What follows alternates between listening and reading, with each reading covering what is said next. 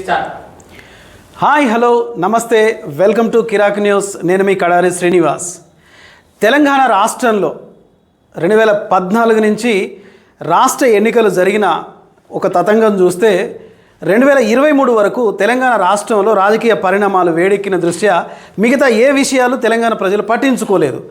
కానీ 2023 ఎలక్షన్ తరువాత తెలంగాణ రాష్ట్రంలో ఈ సినిమా ఇండస్ట్రీకి సంబంధించిన కొంతమంది తారలు ఎవరైతే ఉన్నారో హైదరాబాద్ టు బెంగళూరు అక్కడ కొన్ని జల్సాలకు సంబంధించి అంటే మస్తు మజాలకు సంబంధించి ఒక వీడియో వైరల్ అవుతుంది సోషల్ మీడియాలో, ఆయా ప్రింట్ ఎలక్ట్రానిక్ మీడియాలో పూర్తిగా ఇది ఒక వైరల్గా మారుతోంది. ఆ విషయాన్నే కిరాక్ న్యూస్లో మీతో ఒక 5 నిమిషాలు మాట్లాడడానికి వీడియో చేస్తున్నాను.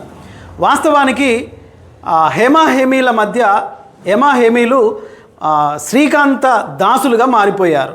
అంటే ఎందుకు ఈ మాట చెప్తున్నాను అనంటే తెలంగాణ రాష్ట్రం అంటేనే పోరాటాలకు పురిటిగడ్డ. ఇక్కడ సంస్కృతి సాంప్రదాయాలు మనం చేసుకునే పండుగల మీద ఆధారపడి ఉంటాయి. ఉదాహరణకు బతుకమ్మ పండుగ అంటే చాలామందికి తెలియని విషయం ఏంటంటే మన ఆత్మ గౌరవం పండుగ అని అంటారు. ఆత్మ గౌరవం అంటే ఏంటంటే ఒక ఆడపిల్లకి ఆత్మ గౌరవం అనేది తన ఆత్మగౌరవాన్ని దెబ్బతీసుకునే విధంగా ఆ రోజు జరిగింది కాబట్టి మనం ఆత్మగౌరవం పోరాటం అన్నాం.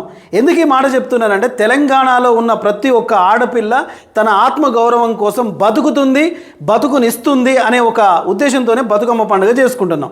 ఎందుకు ఈ మాట అంటే తెలంగాణ రాష్ట్రంలో ఉన్న ఇండస్ట్రీ రాష్ట్రం విడిపోయిన తర్వాత మద్రాసు నుంచి ఉమ్మడి ఆంధ్రప్రదేశ్లో ఉన్నప్పుడు ఇండస్ట్రీ కూడా విడిపోయింది ఆంధ్రప్రదేశ్ కూడా విడిపోయిన తర్వాత తెలంగాణ రాష్ట్రం ఏర్పాటైంది.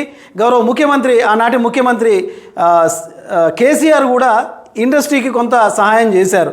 ఇప్పుడు రాష్ట్రంలో కాంగ్రెస్ ప్రభుత్వం అధికారంలో ఉన్న సీఎం రేవంత్ రెడ్డి అధికారంలోకి రాగానే ఒక మాట చెప్పాడు, ఇక్కడ డ్రగ్స్ కానీ మత్తు పదార్థాలు కానీ అస్సలు క్షమించను అని చెప్పేసి సీఎం కుర్చీలో కూర్చొని ఆయన ఒక స్టేట్మెంట్ ఇచ్చారు. ఆ దిశగా తెలంగాణ రాష్ట్రంలో ఈ మద్యానికి సంబంధించి గంజాయికి సంబంధించి పూర్తిగా కట్టడైతే జరిగింది.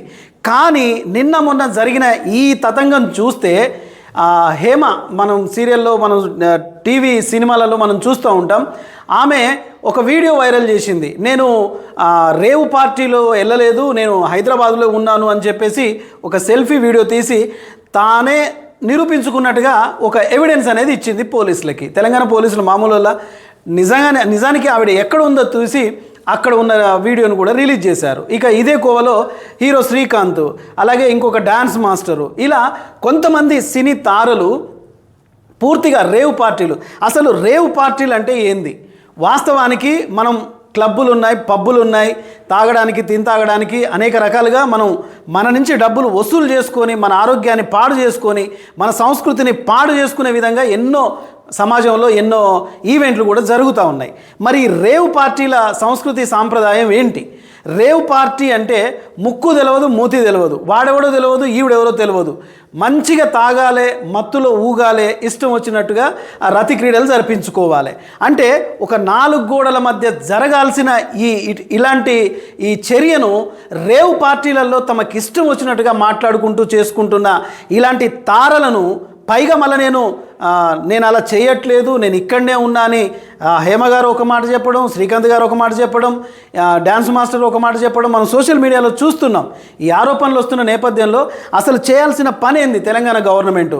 అసలే ఒకవైపు తెలంగాణ ప్రభుత్వం సీఎం రేవంత్ రెడ్డి జయ జయ హే తెలంగాణ పాటను కీరవాణి చేత పాడించుకొని ఒక మన ఆత్మగౌరవాన్ని పెంపొందించే దిశగా ఆయన అడుగులేస్తుంటే తెలంగాణ తెలుగు సినిమా ఇండస్ట్రీగా మాత్రం పూర్తిగా ఒక రొంపిలో పడిపోయి మన సంస్కృతి సాంప్రదాయాలను పాడు చేస్తోంది. సో ఈ సందర్భంగా కిరాక్ న్యూస్ ఛానల్ ద్వారా మీకు ఏం చెప్తున్నానంటే అది ఏ రంగమైనా సరే, కళారంగమైనా ఏ రంగమైనా సరే, మన సంస్కృతిని మన సాంప్రదాయాలను మన ఆచార వ్యవహారాలను ప్రశ్నార్థకం చేయకూడదు. వాటికి లోబడి రాజ్యాంగానికి లోబడి ఇలాంటి రేవ్ పార్టీలను క్లబ్బులను ఇలాంటి మజాలు నింపే ఇలాంటి వాటిని పూర్తిగా నిషేధించాలని మహిళా సంఘాలు కూడా కోరుకుంటున్నాయి. ఎందుకంటే దీని ద్వారా యువతకు ఏం సందేశాన్ని ఇస్తున్నారు, సమాజానికి ఏం మెసేజ్ని పాస్ చేస్తున్నారు అనేది మనం ముఖ్యంగా ఆలోచించుకోవాలి. ఇప్పటికైనా తెలంగాణ ప్రభుత్వం ఇలాంటి రేవ్ పార్టీలను పూర్తిగా నిషేధించి అక్కడికి వెళ్తున్న వారిని వాళ్ళ అన్నిట్లో ఫోన్ ట్యాంపింగ్ అవుతుంది చూస్తున్నాం కదా, ఇలాంటి వారిని ఫోన్ ట్యాంపింగ్ చేసేసి వాళ్ళు ఏం కార్యక్రమాలు చేస్తున్నారు, వారి ద్వారా ఇంకొకరు ప్రేరేపించబడుతున్నారు, వారి ద్వారా యువత ఎలాంటి చెడుదారి పడుతుంది అని ఆలోచన చేసి వాళ్ళని కట్టడి చేసి ఈ సమాజాన్ని తెలంగాణ కాపాడాల్సిన బాధ్యత ఈ ప్రభుత్వంపై ఉంది. ఇంకొకసారి ఇలాంటి ఘటనలు జరగకుండా ప్రభుత్వం చూసుకోవాలని ఈ కార్యక్రమం ద్వారా మీకు తెలియజేస్తున్నాను. ఈ వీడియో నచ్చితే లైక్ అండ్ షేర్, సబ్స్క్రైబ్ తెలియజేయండి. మీ కామెంట్ను కూడా ఖచ్చితంగా నిర్మోహమాటంగా నాకు తెలియజేయండి. మీకేదైనా అంశం మీద మాట్లాడాలి అనుకుంటే ఖచ్చితంగా ఆ విషయం మీద నేను విశ్లేషణ చేస్తాను. చూస్తూనే ఉండండి కిరాక్ news. Signing off Kadari Srinivas. Thank you very much.